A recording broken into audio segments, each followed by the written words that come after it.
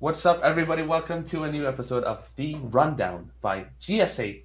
I am one of your hosts, Cheese, and I'm here with my other host, Mr. ALTInsider. How are you doing today? Great. We are mere days away from GSA's first live event, known as PACE. How do you feel? You have a lot of stuff to do at this place. You have like a lot of responsibilities. Yeah. So how you feeling? I can't be more excited, and I think watching other people that are going and are going to be doing runs and stuff there and seeing how excited they are just makes me even more excited. And I can't wait till it gets, the ball gets rolling. And I'll be leaving when the show airs, I will be leaving the day after. So very, very, very soon, which is 3 days from now. But yeah. Very cool. Lots of stuff to look forward to there. We got to go through it's kind of a mixed pace hype show. Interview with GrandPOOBear show. I guess no the first pun intended. Yeah. I guess first question to ask though is, besides your runs, of course, what are you most hyped for on the schedule? Yes. There's honestly a few things I'm looking forward to. For the showcase runs per se, or specifically speaking, I'm looking forward to, I think, Big John's run the most, because everyone knows how awesome Big John is. We had him on the show here. Big John is like one of the most interactive, one of the most entertaining speedrunners, and to be there, like watching him live, really close to him doing his run, would be like the coolest experience, because I love Big John's energy. And I want to see how he reacts live on stage. Of course, there's ZFG's run, which is again the same thing. Seeing him do a run live in front of me is going to be quite an experience. I guess, and for me, I mean, it's no surprise. The 120 race between Siglemic, Cheese, Punke, and D whatever. This last person, yes. Yeah, D whatever. That's a lot of questions there for people to think about. Here's the main questions: is first of all, what kind of shape is Siglemic in terms of running? Right, big question. I know people have been spotting his alt name streaming and said he's good, but can he pull it out in a race situation? This is his first time being as Siglemic live. In what, 6 years? 7 years, maybe? Something like that. It was about 2015. We actually had a few races where Siglemic was playing a little bit, and he joined a few races with us, but there was no kind of like incentive. It was just like me, Punk, and simply racing, and he joined like 2 races with us. Okay, well there you go. That's still 4 years ago. Yeah, 4 years ago now. So that's crazy. 4 years ago. That's what I'm most. I also want to see how the speedrunning world views that. Is this going to be as hype as I think it should be? Is there going to be a big viewership bump during that race? I wonder, because we're long gone from now when Pace, when everyone knew that Siglemic was this speedrunning founder, right? The god, one of the first gods that were speedrunning there was. I wonder what people think about that. But obviously, Cheese, you are going to be doing your best to win, so you got to try to do your best to win as well. But what about you? What about your the tournaments and stuff? What's going to look forward to there? Well, this is the thing, dude. So like, I've never been in an event with competitive speedrunning in tournament style leagues and stuff. I don't know none of us know what to expect. I think this is why I'm so excited, and everyone doesn't. We have no clue how it's gonna go, right? Yeah. We've seen is online. The leagues that have been going on for the past 4 months online on GSA, and people are hyped. People get so hyped doing races, and so many crazy things have happened. Sub 1 in a race. But seeing it live and being there is just gonna be. I can't even begin to imagine. But yeah, for me, I like to worry about the layout and stuff like that is also really fascinating for me. Yeah. To see what the layout's going to be like. How the stage is going to be set up. That kind of stuff I want to see as well. Like, is it going to be this kind of hype stage setup? Is going to be kind of, who knows how it's going to be? And also, think about the commentating and stuff. How's that going to be handled? Is there going to be of course? Go ahead. Is it a first time for event? Technical problems or sometimes happen. How's that going to go? It's going to be interesting. Oh, that's what I was going to say. Of course, we have to give shout outs to VG Bootcamp, Gimmer, and Apostle. Those are the guys who are going to be doing most of the production for us and teaching us kind of like, hey, this is how they're going to be showing us like how things are done in that setting. So without them, we wouldn't have been having Pace. So yeah, VG Bootcamp is everything for us for Pace. And then they will teach us how to not screw up, so we can do our own thing next time. There you go, guys. Or maybe you have them with us again. Who knows? All right, cool. So let's we're going to talk about more about pace, of course, at the end of this episode when we get to the segments. But for now, let's throw it to our awesome interview with one of the biggest speedrunners in the world, GrandPOOBear. All right, guys, very special guest in the house. You know this guy. He is one of the biggest names in the speedrunning world. Hot off the Speedrun Sessions. GrandPOOBear, how you feeling, my friend? Wonderful, man. Wonderful. How are you guys doing? It's an honor to be on here. I mean, it's no secret I'm a huge fan of cheese in general. Who is it? You know, my wife has like a mad crush on him. So, you know what? Just to pile in on this, my son is obsessed with cheese streams, and he'll say, really? Well, you know, in Japan you say like you like a cheese san or your GrandPOOBear kun or something. So cheese kun. He wants to watch cheese kun because he always does the piece with when Mario gets a star. He always does the piece and stuff. All right. Anyways, this is not here about talking about cheese. Cheese is here all the time. GrandPOOBear, you are not here all the time, and you just had an awesome thing known as Speedrun Sessions, live speedrun event at a bar. Yes. Seemed to be an insane success. How are you feeling about that? Give us your thoughts. A week or so out. Oh man, I'm still beaming about it. It went way better. This is actually something that I've kind of been working on for years. It's something I've pitched, like any company that's ever contacted me, I've basically pitched them that idea before. Everyone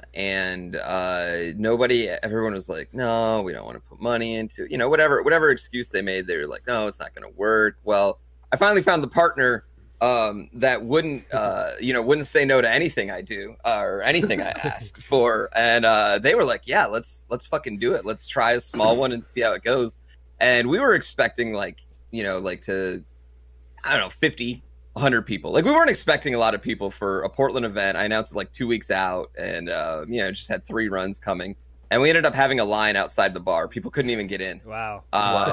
Yeah, it was crazy. The bar was packed. They only had one bartender on duty. So, like, that poor guy. I mean, he made a lot of money, but, like, he was swamped the whole time. People, like, got front row and then wouldn't move. Like, they wouldn't even go to the bathroom. These people. I realized that, yeah. Yeah.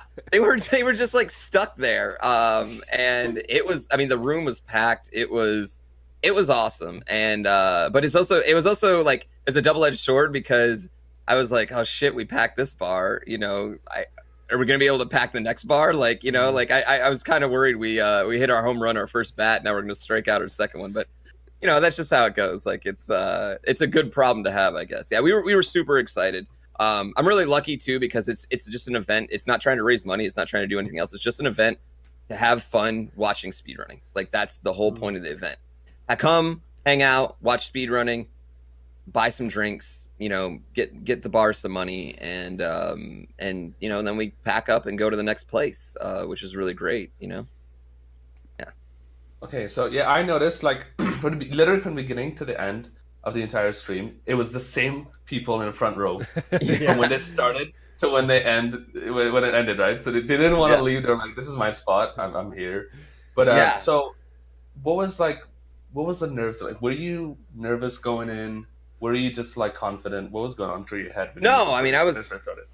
Yeah, I was super nervous because this is like I said, this is something I've wanted to do for years. Pretty much since I went to my first GDQ, I was like, you know, why is this the only game in town? Like, why can't we do smaller versions of this all over the place? Like, why can't we do that?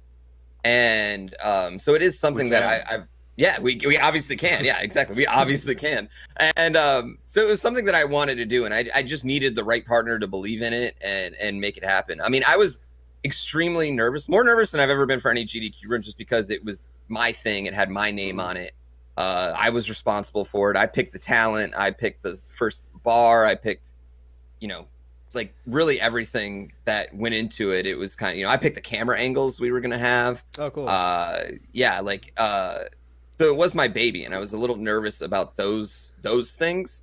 But once it was like 2 o'clock, and I was setting up, and all of a sudden like 15, 20 people started rolling in, like right around 2 o'clock, which is like 4 hours before it even started. Oh, wow. And that's when I kind of realized, like, oh shit, we might have the other problem where not everyone can get in.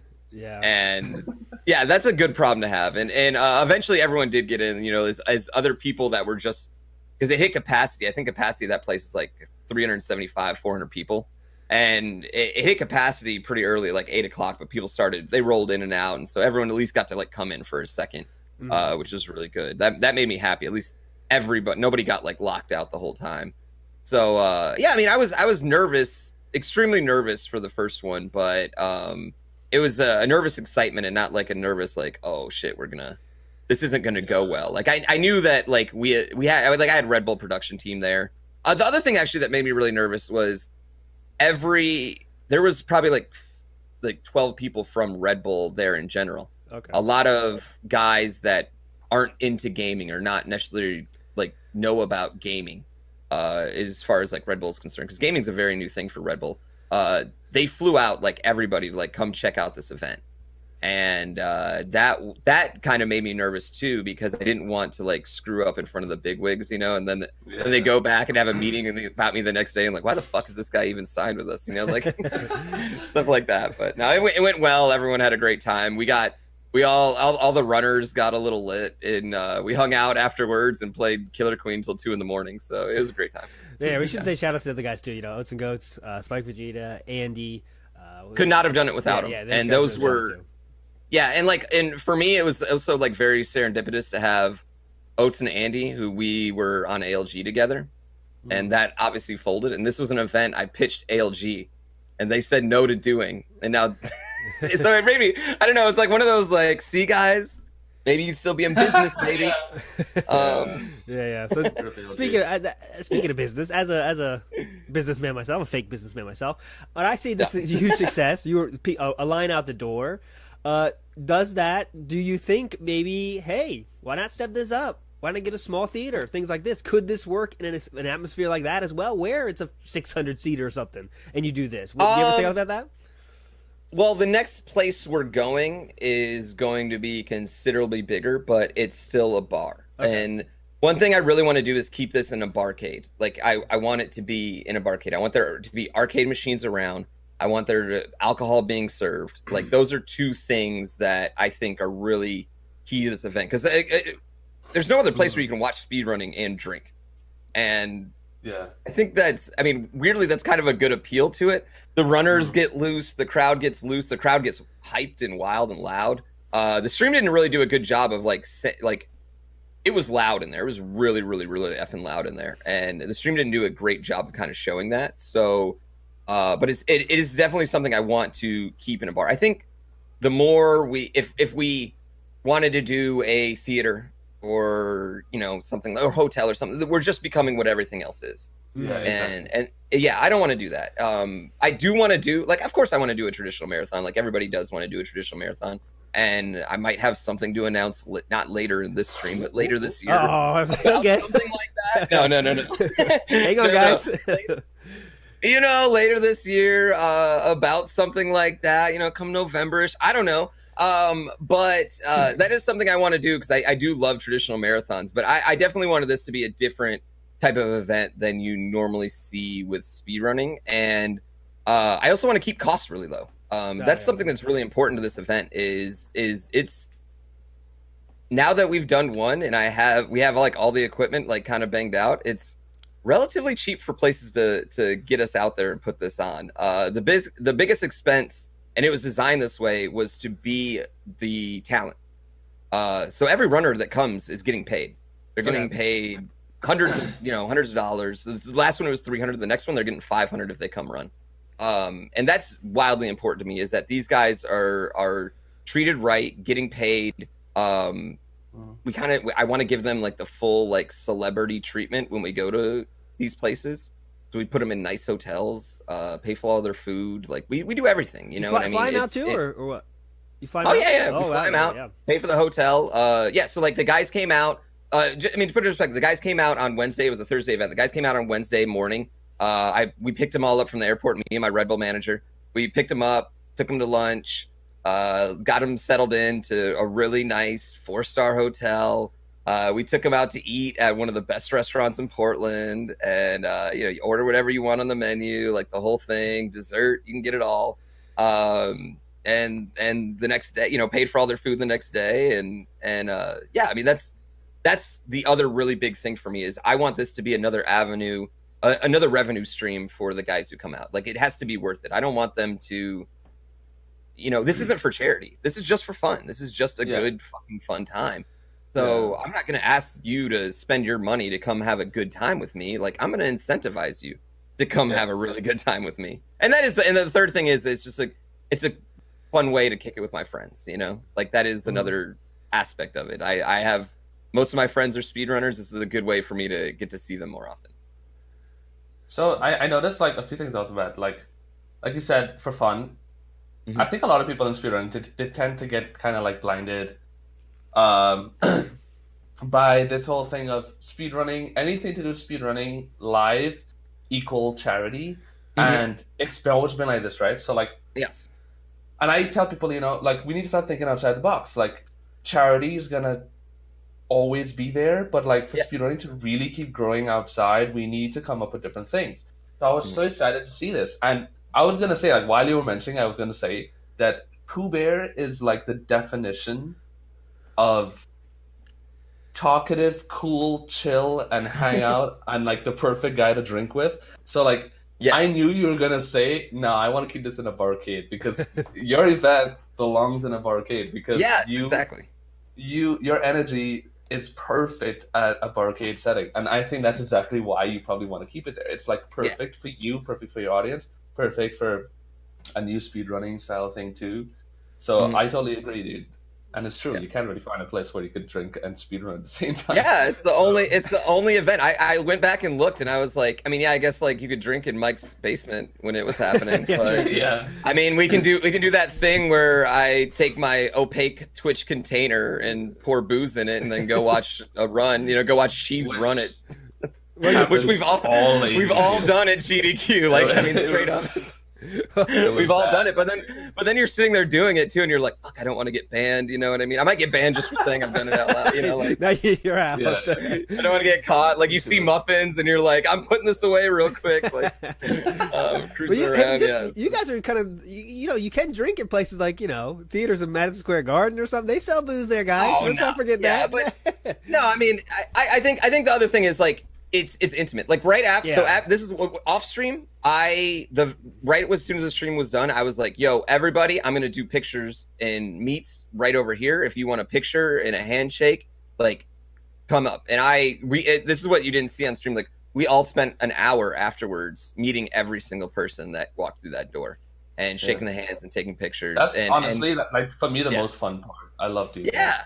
Yeah, and you couldn't. I couldn't do. The more people we get in there, I just couldn't do it. I will say though, the next spot we're going, we are trying to blow it out, but that's because it's in a spot where you have to go very big. Ooh. Yes. Okay, I would not be doing my journalistic duty if I didn't ask. You said the next place is chosen. Is there any? Can you give us any kind of hints or announcement, maybe? Whatever you want to do. The floor is yours. The date is chosen. What day is this airing? This is airing on 22nd, 23rd, around there. Okay, no, I can't say it. The date is chosen. The date is chosen. The location is chosen. I have other cities lined up. The goal of this is to be a true tour. I want to go to as many major cities as I can, and then when we hit all the major ones, I want to start going to the next set of. You know what I mean? Like, I want to hit as many places as I can over the next 2 or 3 years, and to show them live speedrunning, because you guys have seen it. I think there's nothing really as exciting as being in a room during a really fucking good run. There's very few things in gaming that can give you that feeling. Like, man, like Cheese's SGDQ 120 star a couple years ago when he was like a minute and a half off his own record. Yeah, that was oh my god, that was always so hype. That's always going to be my best run. Do you know what the funny thing about that run too is?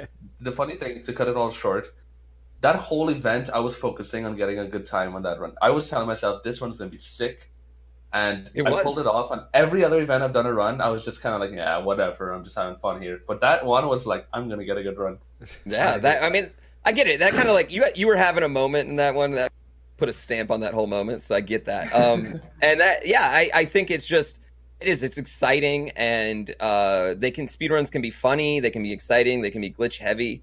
I think that's something we really tried to show too at this event was, and something I do want to show at each event is I want to have one run that is featuring, like, because my runs are generally going to be Kaizo stuff. really no glitches in that. So every time I want to have one run that's kind of at least be kind of glitch heavy a little bit, or show off enough glitches to kind of show like another aspect of speedrunning. So someone that walks by is like, what the fuck just happened right there? You know? So I don't know if I can curse right here. I'm sorry if I'm just like breaking all the rules. Edit me out, yeah. Sorry. And that, you know what? That's the third reason I wanted a barcade, because I like to say fuck every once in a while. So. There you go. Yeah, no, I like you mentioned like just now, that it's nothing more exciting than being in a room with like a really good run going on, but then you take that and then you add a barcade setting where people are just like having fun while someone is like on a really good pace run. Everyone's like screaming behind you. I can only imagine how like insane that must be. Yeah, it's lit. It's really good. Yeah, I will say the next one is going to be awesome. It's just, I mean, think of the place in America where you would have to do it the biggest, and this is what's making me nervous about this one, because it's like, this is a spot I obviously wanted to go to, but I kind of wanted to wait because I wanted to have a few under my belt, but they were like, no, we want it now. And it's been really cool. I mean, the response has been crazy. I've like literally after the Portland one, I had probably like 50 emails from different bar owners. Oh yeah, that makes sense. Yeah, people they want to piece that too. Yeah. They want to exactly. Piece that, They were like, "Yo, can you come here? Can you bring this here? Can you bring?" And I was a bit overwhelmed by it, but there was one in particular that was like the be all end all, and they get the next one coming. So yeah, awesome. All right, it's just, I mean, yeah, it's just, we're gonna be competing with a lot of entertainment in this other place, so you can probably guess where it's gonna be. Yeah, I can definitely think about the guess, but I won't say anything. Yeah, I don't want to, gamble on being wrong, I guess I should say. Anyways, you know what? You could, you're doing good right there. Okay. So, all right, let's break out. Speedrun Session is awesome. Let's talk a few general questions here with POOBear. We have him on here, so I want to know. You're known for this Kaizo Mario, like you said. I think that's kind of your when you think POOBear, that's what you think. You think Mario first, and you think these Kaizo games, kind of what you do. So you play this game insanely difficult, right? The highest level difficulty there is, kind of in some games. And I do want to say, with that difficulty though comes less competition for world records, right? I think that's safe to say, right? There is less competition than there would be with Mario 3 or whatever, right? So. So the question for me, from me is, what do you think about, like, do you care about getting the world records in that kind of normie games, or is it you just have fun with the highest level of difficulty possible, even though there isn't as hypeness to those world records? You know what I mean? Well, it's hype to me. Yeah, sure, getting those world records. It is a lot of me beating my own time sometimes, though. Yeah, that does. I mean, that would. What do I want to say? Like, chat doesn't really get excited when you beat your own world record. It doesn't really, you know what I mean? Unless you like break some like magical time. Like, chat's just kind of like, oh yeah, okay, whatever. I just like to, just play what I think's really fun, and hard games for whatever reason really really appeal to me. And I think there's something, a perfect Kaizo run is just as hard to obtain as a perfect run of any other game. I don't think that is any different. I think the hard part about Kaizo is we're so used to like speedrunning. We're like, oh, he broke the record by a second, or he broke the record by 2 seconds. And Kaizo's generally like 30 seconds or more most times we break it, because any mistake we make, like any little mistake, we hit the wrong jump, we're off a pixel, we're dying and we're losing 45. It's just how it is. It's not like when I'm playing Mario 3 and I miss a jump. Like, I really don't lose that much. I lose 2 seconds most of the time when I have a bad jump in Mario 3. It's not really that big a deal. It is at the highest level of times, but for most people, like, if you're watching a world record run, and for like, let's say Mario 1, like, could you honestly with your naked eye tell the difference between the first run and the number 10 run in Mario 1? Like, it's impossible, like, it's you're talking about a one frame rule at this point that they're changing out, and I still don't understand what it means, but yeah. It's a bus, okay? It's a bus. No, but it just, to me, it's just more visually pleasing to me as a runner, and yeah, it is kind of my I don't want to say my own little niche because it's not my own little niche anymore. It was my own little niche. Me and Dode were kind of the only guys for a year or two, and now it's so big, man. Now it's not even like that anymore. Like now with like GrandPOOBear World right now, there's like, you know, there's 10 guys running GrandPOOBear World at a high level, and I lost my record yesterday at GrandPOOBear World for all exits. I still have the other two, but I lost it in all exits by like 9 seconds, you know, like and there's a ton of us just jumbled up within like a minute and a half of each other right now.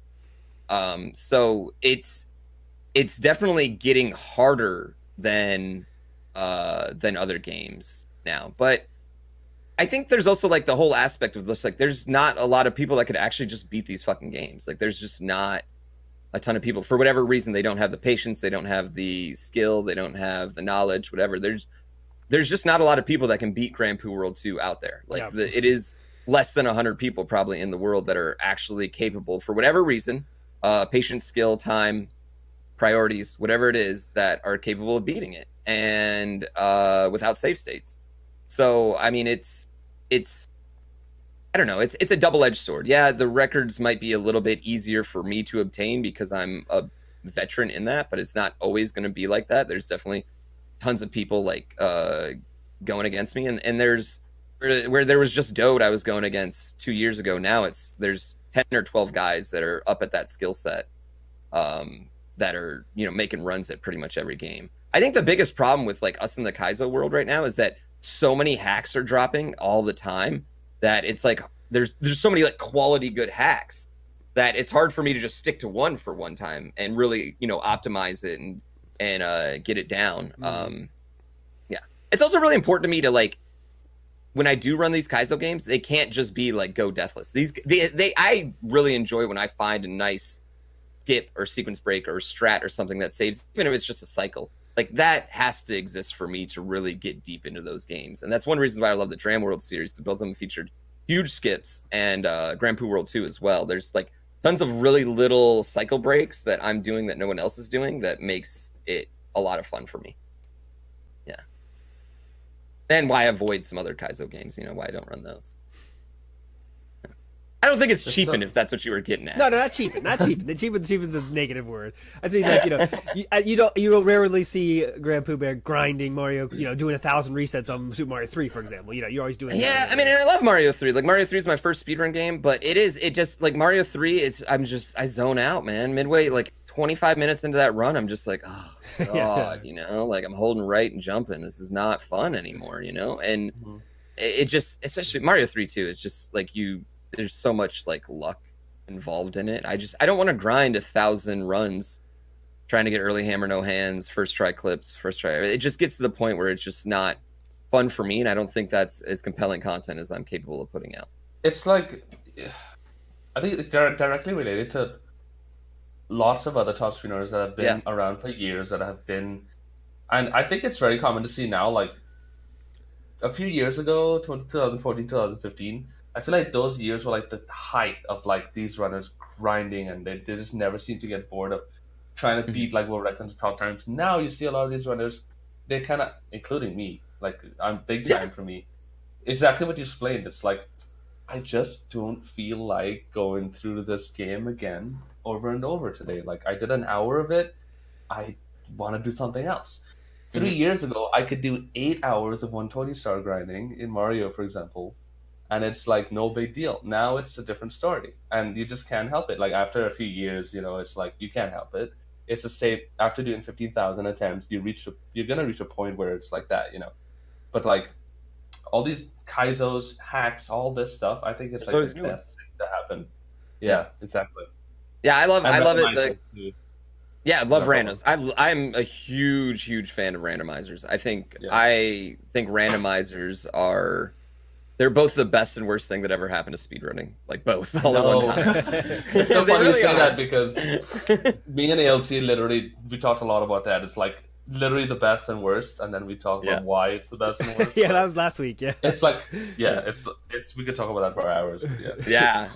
It's like because it kind of does take away some of the purity of what speedrunning was built on, right? This kind of grinding the game to get the lowest time, and then you hit the randomizer in there. It's not the same thing anymore, but it's good for competitive stuff for real. You know, I think speedrunning needs that to make competitive speedrunning even bigger. But I was going to ask you about another thing about future events and stuff, and you know, we have Pace is coming up this next week, which is competitive live event. That's cool. So, how about for you?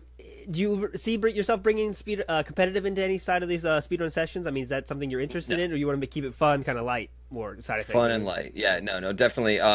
Plus, I mean, GSA, you guys have a really good lockdown on that, and I like what you guys are doing. I think, I want more professional speedrunners. I want more guys that can make a living doing speedrunning out there. That is a huge goal of mine in general. When I'm finished with Red Bull, I want to see them have 5 fucking speedrunners signed. I want to see 10. You know what I mean? I don't want to be the only one forever. Yeah. I want more guys to be able to make a living doing speedrunning. If they can't do it as a content creator, then they got to start winning tournaments. You know what I mean? And we got to have money behind these tournaments. I totally want to see more of that. I think the basketball style tournaments that we have where they go on for 42 months is it's not good. It's not the most ideal way to watch and follow a event. Also, the fact that if more guys are being able to do this for a living, we can schedule, like, instead of having to let 2 guys schedule their race and it be on at a random time that no one's going to go, we can be like, yo, Thursday night, like the same way Thursday night football happens, we have Thursday night Celeste, Thursday night, you know, Wednesday night Mario 64, like stuff like that. That's something that I want to see more of, and the only way for us to do that is to give guys the freedom to have that time off from their regular jobs, whatever it is, and kind of take this, you know. It's funny you mention that. More focus on that, yeah. It's funny you mention that because, well, a little bit of inside scoop, but I won't give too much information. But... I mean, Twitter. No, I was just gonna say. Okay. Yeah. I was just gonna say that GSA actually has plans for implementing that kind of format for season 2, but slightly different, but definitely in that sense, I think it would be a lot better. I'm just gonna put it that way. Scoop. Soon to be. No scoop. We've had a lot of no scoop scoops already. You know what I mean? Like a lot of non-announcement announcements already in the podcast. In the future, there's going to be an awesome announcement. This is why I said don't freak out. Yeah. Too late. Yeah. I was excited to see GSA. I know it was kind of like a somewhat controversial when it first came out, or especially when the Celeste announcement, but I don't think that.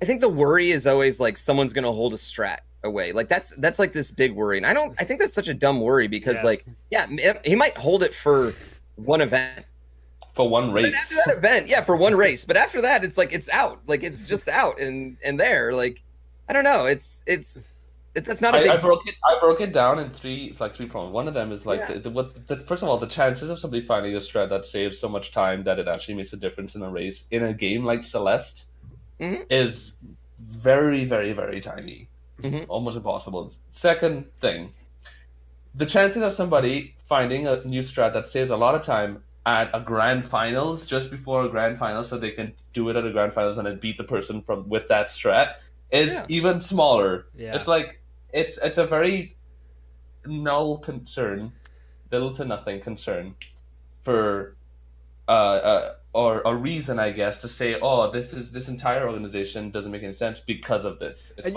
and you guys are forgetting, if that ever happened, it'd be the big hypest moment ever. You know, exactly. It would be the dopest. Like all of a sudden, like they just stop like 10 minutes into a run and set up some ace or something. I would just freak out. I would lose my mind. It would be the greatest thing I ever saw. Like, pay that man if that happens. You know, I would be so excited for that personally. And it's also like that would be a do or die moment for him, you know. I personally think that's content, you know. And I think I'm like I'm not the old school generation of speedrunning. I'm a second gen speedrunner. Yep. You know, I'm fully aware of that. You know, I've only. This is gonna sound bad. I've gotten into every GDQ I've applied for. I've never been turned down. I've gotten to the last 9. I'm super lucky in that respect. I'm blessed for that. Thank you, GDQ, so much for believing in me.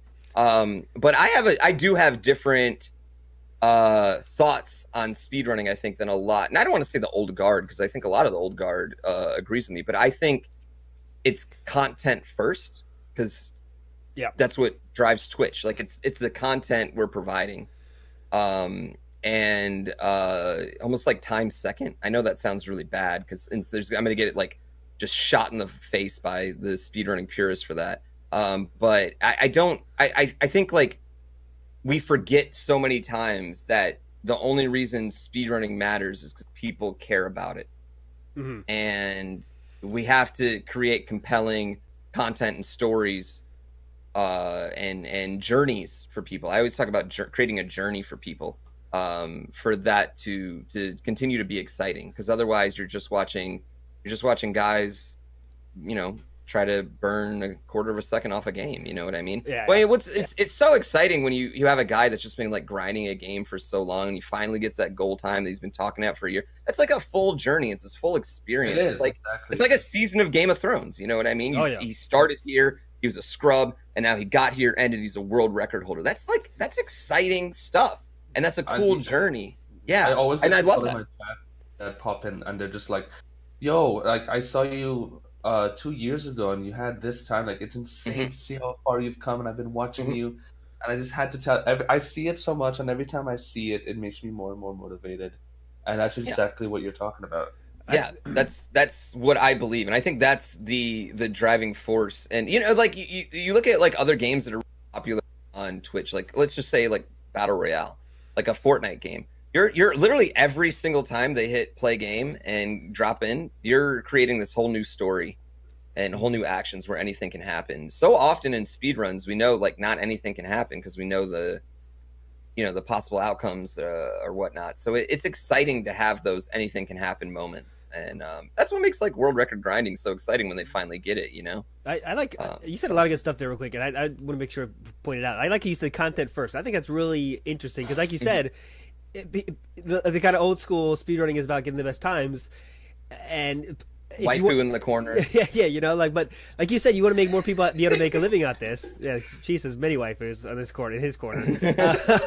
But you know, if you want to make speedrunning have a lot more people making a living with that, content has to be first, right? It can't be content has to be first. But I want to ask you about this though, because you know sometimes that arc, right, the arc you guys mentioned, once it's over, what's next, right? That's a big thing for some people, right? People become known for that arc, and then after that, the hype is gone, right? So what do you think about that? How do you continue? Do you go to a new game? Do you try to, hey, I'll try randomizer for a while? That piss people off too, though. How can people keep that? Is it about to be an awesome personality? What do you do?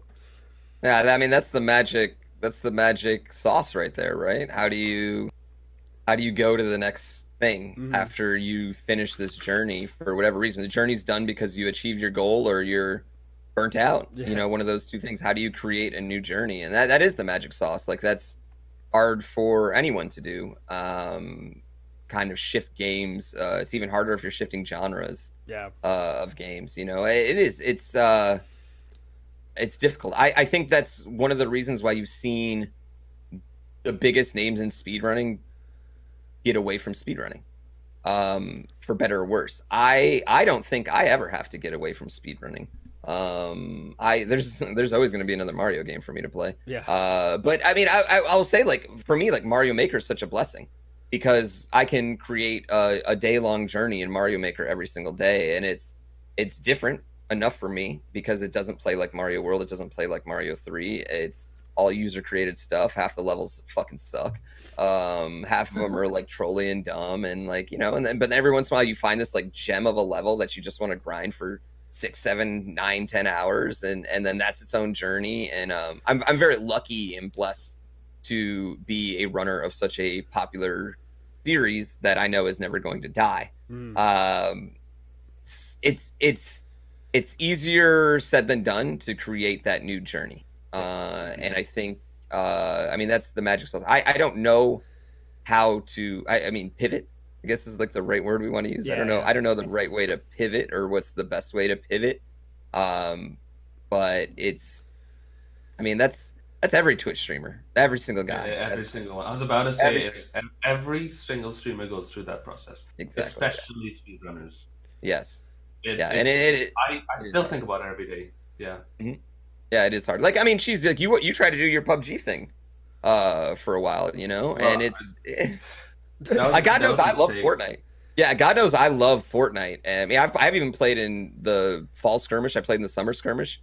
Like I've played in major Fortnite tournaments, and I can't get anyone to watch me play Fortnite, y'all. Like not compared to what they watch me play Mario, you know. The thing is, it's not easy, you know. But I'll always be lucky. I mean, lucky for me, it wasn't like I was like, oh, I'm quitting speedrunning, going Fortnite full time. It was always just like, this is my side chick, you know. Like let's see how far I can take this. It'll be fun, you know. I wish I could have created a more successful journey, but. Yeah, for me it was literally not even a side chick. It was like I'm totally taking a big break. To me that to me was kind of like a total. It was almost like a Twitch break. But then I just decided to stream what I was doing for fun, and then I realized it's not even worth streaming it. I might as well not even stream this. It was kind of depressing. It was like, wow, it's like look how different this is, because like those are two completely different worlds. Yeah. And now it's like I'm not interested in playing those games anymore. I love speedrunning more than I've ever loved it before.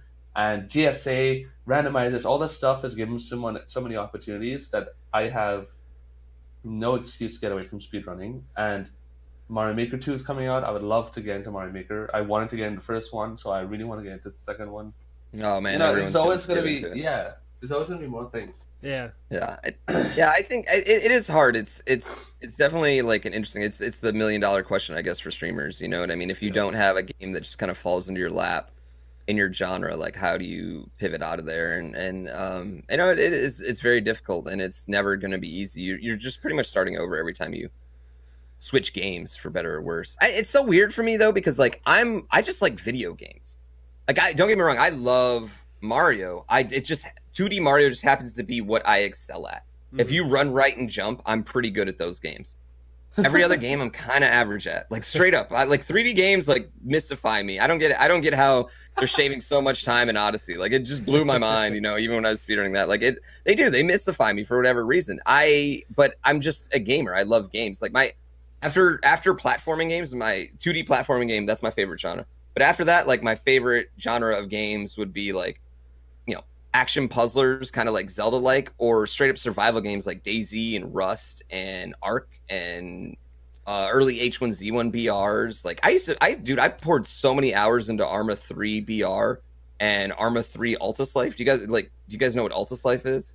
No. It was like GTA roleplay before GTA roleplay existed. Oh, cool. Okay. Yeah, you go to like the weed fields and get your weed, and then you go try to sell it, and then there's cops in there that pull you over, and you know, like stuff like that. Yeah, you get in gunfights and go to jail, and you literally like you can go to jail in that game, and you literally have to sit in jail for 20-30 minutes. Oh wow. But other prisoners like come in, and then you're like trying to break out now, you know. Stuff like that, you know.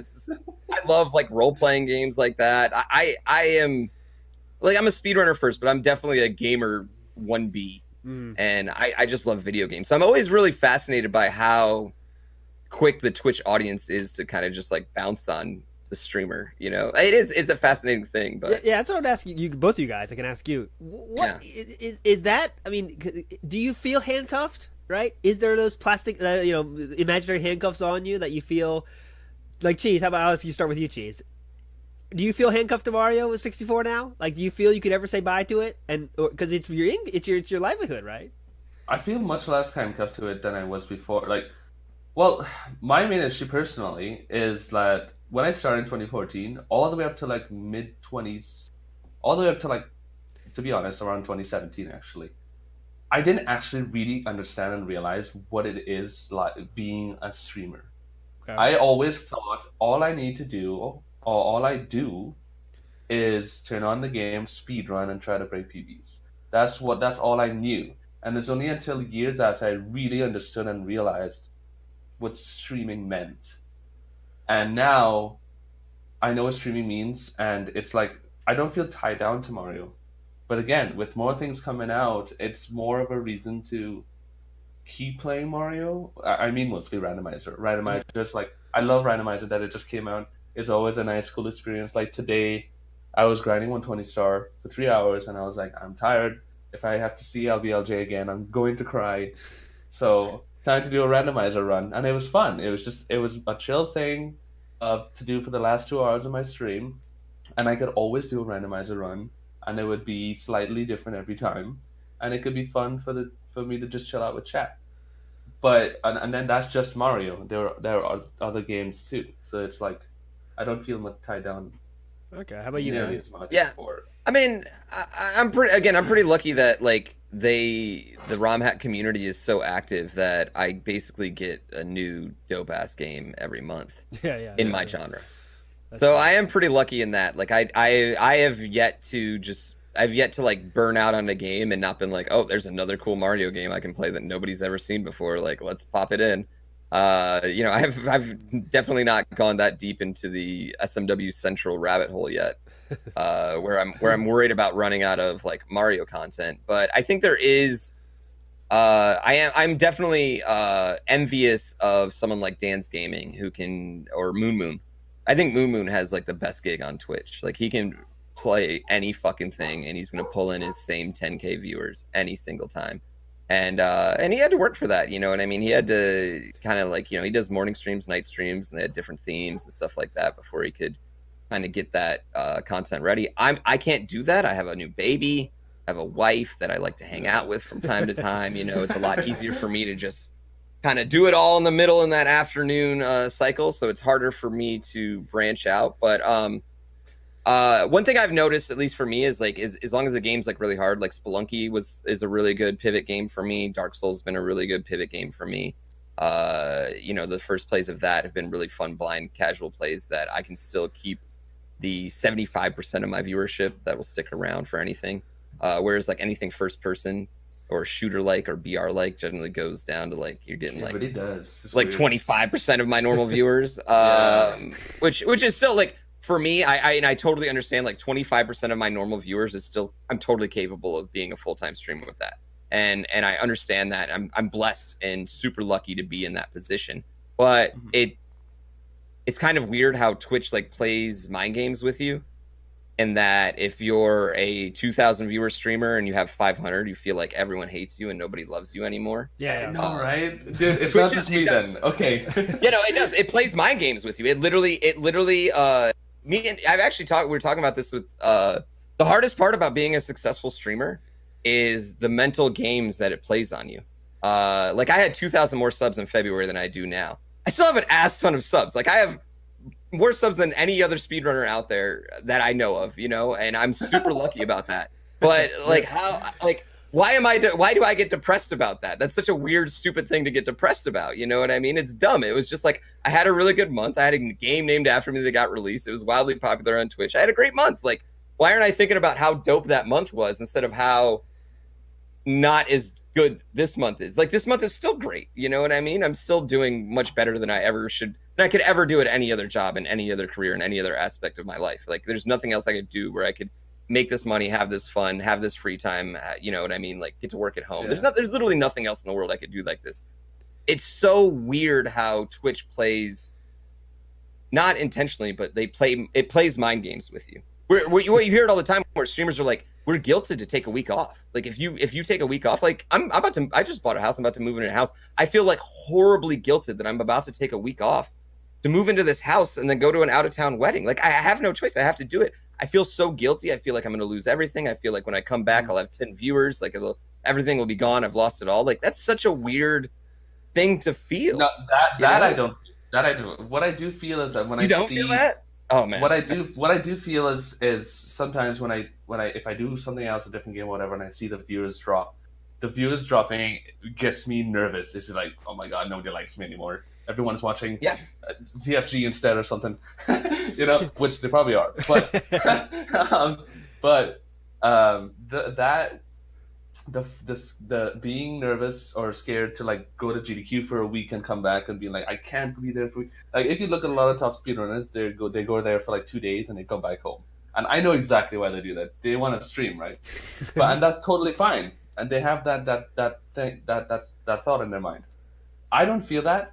I look forward to my time off, I guess, but like I kind of know that I'm gonna be at GDQ or I'm gonna pace. Like I just went to TwitchCon EU. I did a run for ESA for 3 days. I came back. I lost 100 subs. It's gonna happen, right?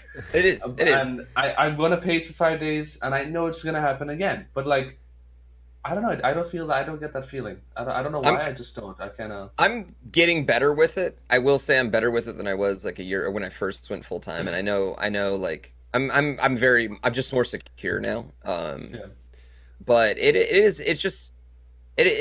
is and you can't say it out loud because you're playing video games for a living. You got the best gig in the world. But it is a mental drain. Like man, I get death threats every single day. I have people tell me I suck. I have people tell me that, like, so-and-so is significantly better than you are all the time. I could have a better time than someone by 10 minutes. And I'm like, so-and-so is way better at this game than you are. Like, blah, blah, blah. Like, it gets to you. And no matter how confident you are, like, it's going to grind on you. And it is just like they're just chipping away, just chipping. And eventually it does. It hits the bone. And you know what I mean? It's hard. It's very hard to keep the mental game strong. You guys are both in the rare. I'm just a speedrun commentator. Totally. You guys are both in the rare place where you can choose when you guys say I want to work, which means stream for you guys. You can get money. It's just like you could say right now I'm going to stream for the next 2 hours and get money. But if you choose not to do that, that means you're not getting money, right? It's directly connected with how much work you do, which is something that not a lot of people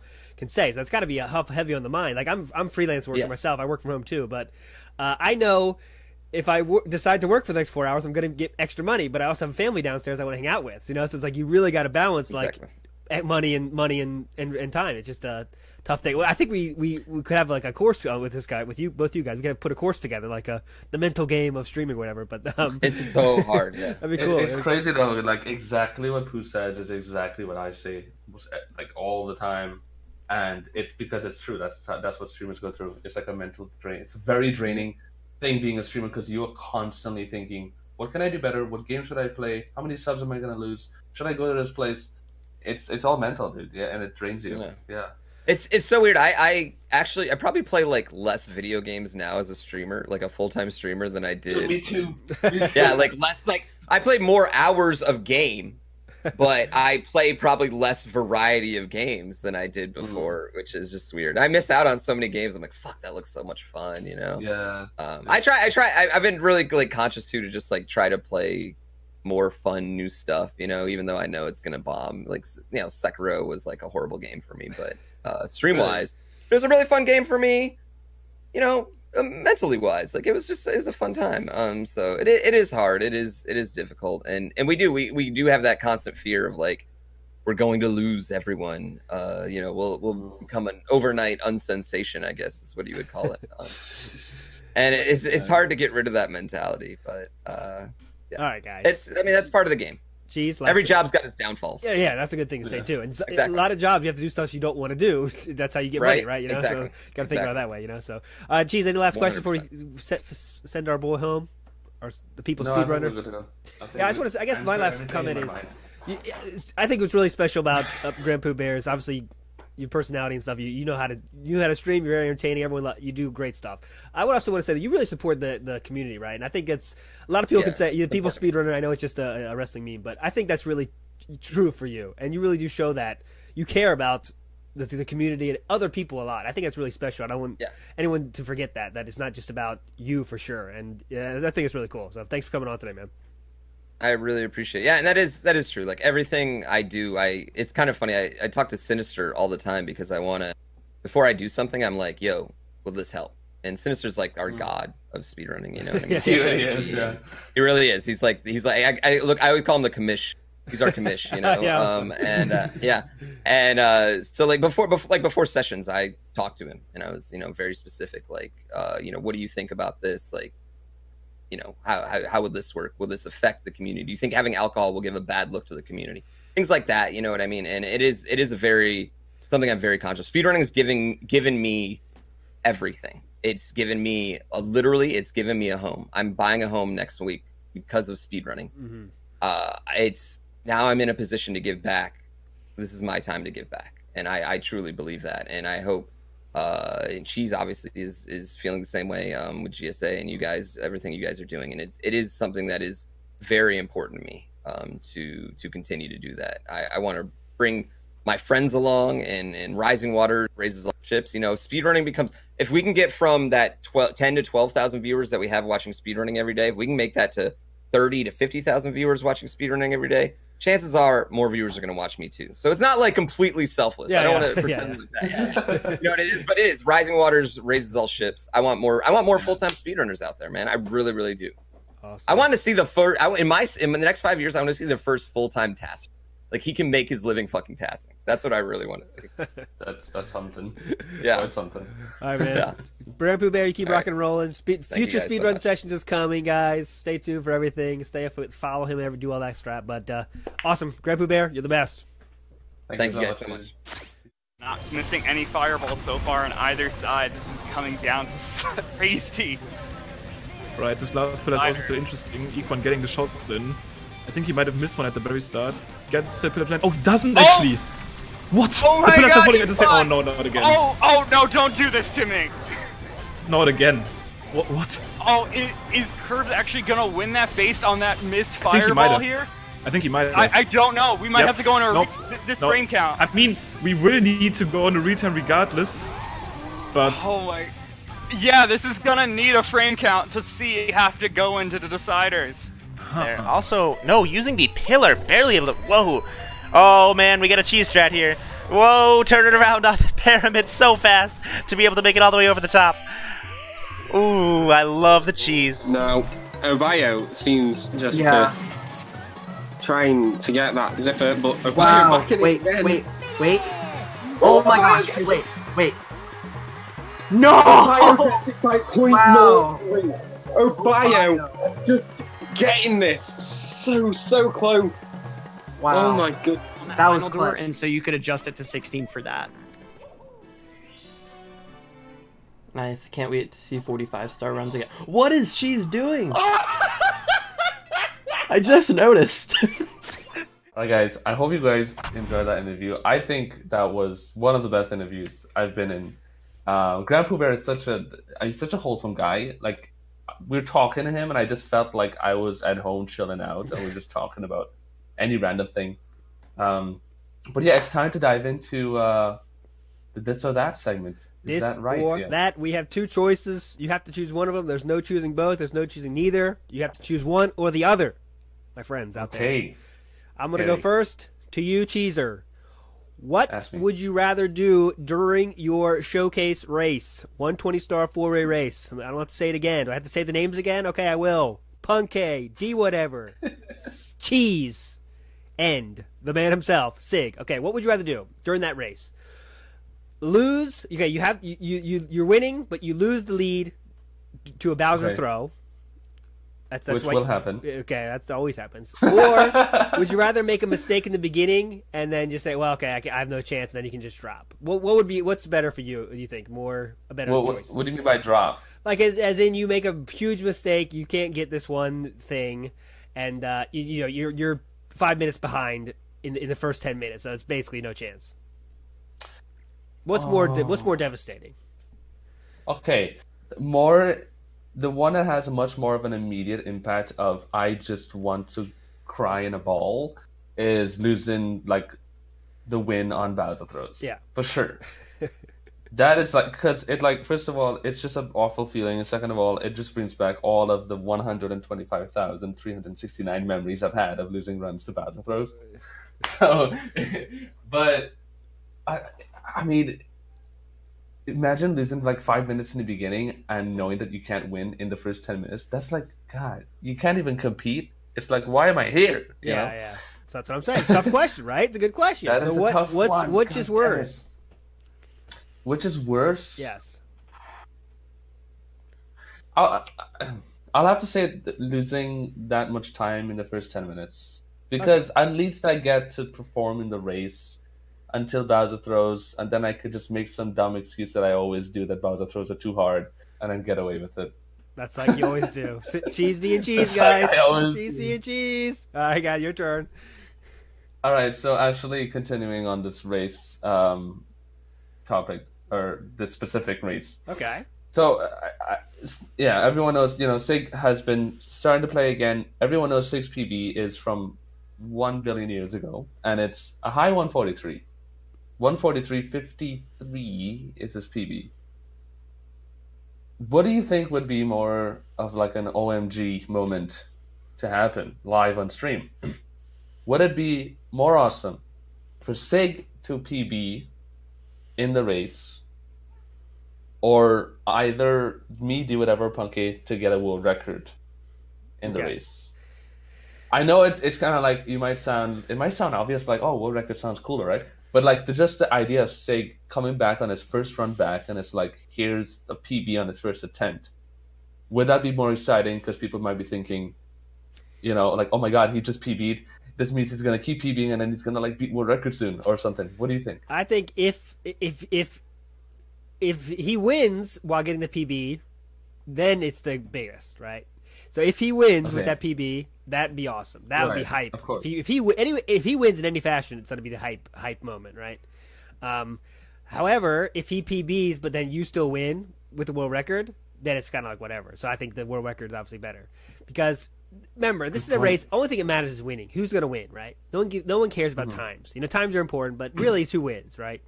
Someone could have 2 hours and they would still win. Okay, the best way to ask the question: what is the most optimal outcome in that? Oh, that's a good question. The most optimal outcome is it's tight the whole way with 4 people, and Siglemic pulls it out. Not saying I wish you the best of luck. And he PBs, of course. And he PBs, yeah. That would be the one that is makes Kotaku, right? That would make Kotaku.com website. If he's still, even if he has a good showing, it still would be hype, I think. But if he wins, I think that's Kotaku material. So I think that's what GSA secretly wishes happens. Like any sports league wishes things happen because it means the most news. That would be the biggest news, I think. But okay, what about you though? You answered the question too. What do you think? Oh shoot. Well, I mean, as a racer, I want to win. Yeah. But I mean, it's weird because, like, I don't want Sig to win because I want to win. But I mean, quite literally, if I am answering like the most optimal outcome, would be me getting world record and winning. That's true. A world record would be insane too, right? Let's not let's not kid ourselves. A world record would be hype. Honestly, even if I don't win, a world record period is just like, it would just be the most insane thing ever. But yeah, I would want to see that. Has it ever happened where a world record is taken in a race, and the guy that has world record loses a world record at that time? That would be so insane if you think about it, right? Because like you have the world record now. Let's say D whatever gets a world record, and you're sitting there, and you're like, "Am I boring you here? Wake up!" No. What if D whatever breaks your world record, and you're sitting there? That'd be a cool moment, I think. Obviously, you don't want it to happen. Yeah, it'd be cool. It would be cool. That would be something else. I don't think it's ever happened in speedrunning history, probably, right? A world record beaten with a guy there.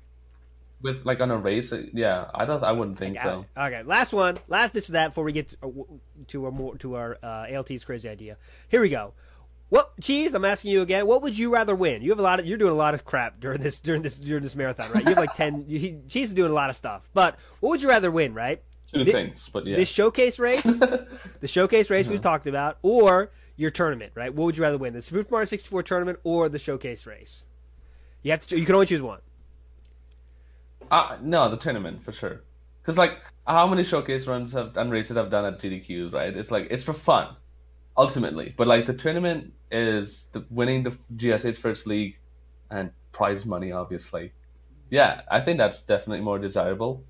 But in saying that, if I do lose the race really bad or come 4th place, then I will be living months of ridicule against me. Your viewers will leave and you. Memes.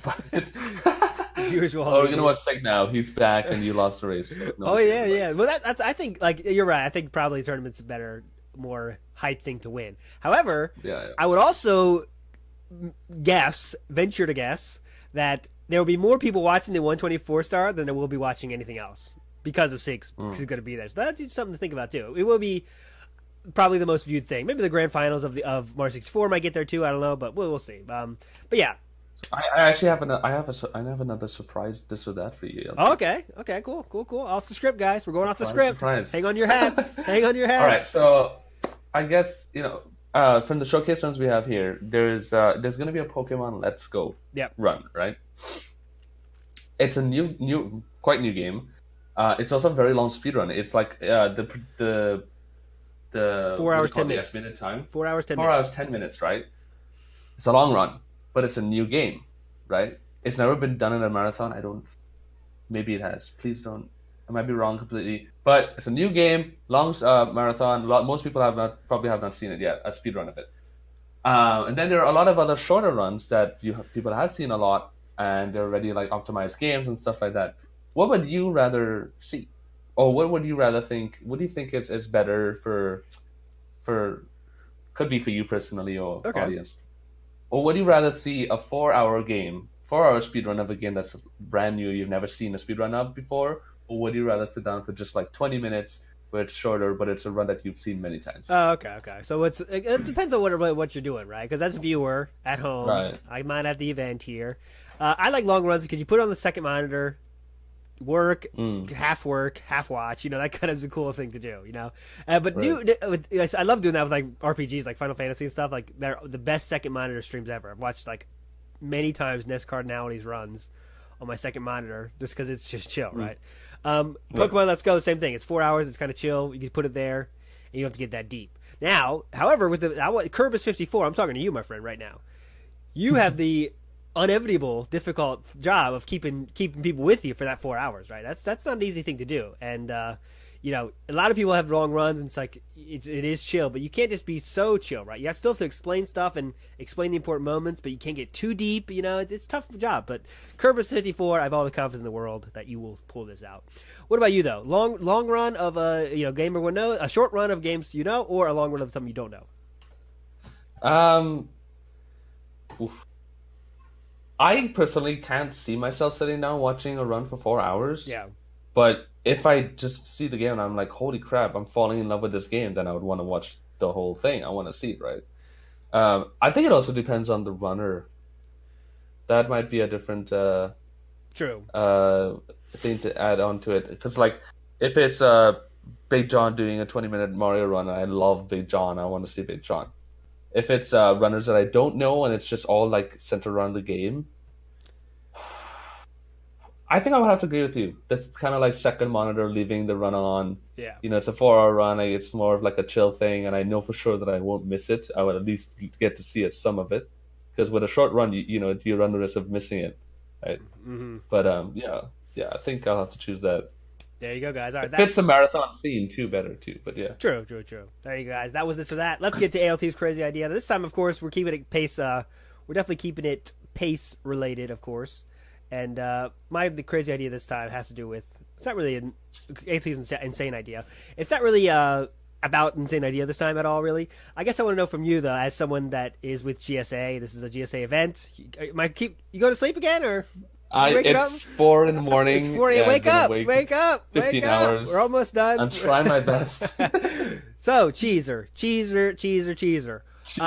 What makes pace a success for you, right? What are some things that when the event's over, you'll say, wow, that was a real success. We did good. What does that look like for you? This is my insane idea here. What do you think there? What are you hoping for this event? The people who attended the event messaging in the Discord saying, holy crap, that was the best event I've ever been to. I want to come back. When is the next one? I think seeing that is like the biggest feeling of accomplishment, I think. Mm-hmm. Right off the bat in my head, I would think that's what I feel. Yeah. Yeah, for sure. Just seeing that recognition for the people who attended of like, this is good stuff. Keep doing what you're doing, I guess. That's a good answer. I guess for me, as someone at the outside, this is what I'm the questions in my head. You want it to go smooth. Some small hiccups are going to happen, right? I'm telling you right now, there's going to be some kind of thing. So as long as there's no nothing that becomes newsworthy, like, wow, 4-hour layoff before this race. That kind of stuff you don't want to have happen, but you never know, right? I also hope that the hype is there in terms of things you expect to be hype, right? So I'm hoping that the Twitter hype is there, the Reddit hype is there. People are talking about stuff, right? I hope that happens. The community kind of is there to talk about it. I hope that the Siglemic race is hype. There's no reason for it not to be. I hope that run blows up, that race blows up, and then it carries over, right? Because wow, Super Mario 64, awesome, whatever 120-star race. I hope that carries over to the final day, right? Because that race happens before the final day, the grand finale, and all that stuff. I also hope that you get this is really on the commentators. I hope, and the awesome commentators are coming. Simply, Limcube, FC Racers, all the guys are coming. I hope that the feeling of wow, this is the grand finals, you can feel that as a viewer, right? And that's going to be tough to do. Yes. But I hope that can portray itself. I think that's the real key of this. It's a totally new environment for speedrunning as well. So it's like, and I still struggle to imagine it because it's never happened, right? So it's like, what on earth is going to happen at pace? And yeah, like we have that grand finals moment, for example. We have the commentators going off. Welcome everybody to grand finals. It's going to be the hypest moment ever. These two players have almost the same time on average. We have no idea what's going to happen. And to add to that, if the grand finals actually end up being like a second apart or some crazy stuff, it will be like that moment of like, wow, and then people writing afterwards.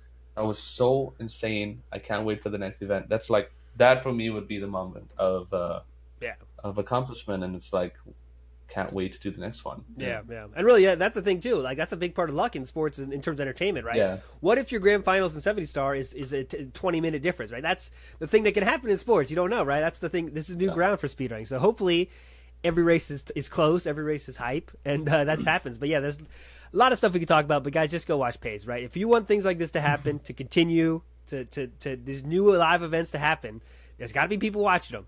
And, so if you just, if nothing else, check out a few things and see what you think, and then, enjoy it, right? Share it with people, because I think it's going to be hype. I have nothing but the hope. I hope it's awesome. Go ahead. Yeah. No, I was going to say, to add to that, of course, shout outs to Twitch and Curse as well, Entertainment, for giving us the front page support on Twitch and Curse's website as well, GamePedia.com. So cool. There's going to be a big audience as well, no matter what. So just to add to the hype. Yep. Basically, don't mess it up. That's my news too. GSA, exactly. Don't mess it up. But all right, guys, that is the show for this week. Final shout outs. Go ahead, Cheese. Give your shout outs. Shout outs to Gimmer and Apostle from VD Bootcamp, because again, without them, we wouldn't have been having Pace. And shout outs to GrandPOOBear. Great interview. That was a good interview. And all his people. Yeah. That was a good interview. Shout outs. I want to say shout outs to GSA here. Now it seems kind of not so crazy, right? This live event, competitive event. But a year ago, 2 years ago, it was going to be crazy. It was crazy. And now it's here. Yeah. So now I hope it's awesome. I really hope it is awesome. And I hope this makes more things, right? That's what I hope happens, because it's awesome. But guys, another quick shout out. Go ahead. Just today, I think the number of attendees at Pace, it passed 120. Oh, cool. A few days ago, it was at 100 attendees, or about a week ago, it was at 100 attendees. 20 attendees have signed up in the past week. Who knows? Maybe would it reach 150 during Pace? We'll see. But thank you so much, everybody. It's crazy. Shout outs to the attendees. Enjoy yourselves. Yeah. That is the show for this week. We will see you in 2 weeks. Obviously, we'll be talking about how Pace went, how awesome it was, how awesome Cheese looked when he won that Mario 64 tournament, maybe. You never know. What can we say here? But Cheese, final words, leave it to you. I love you all and see you at Pace. See you guys. Bye-bye.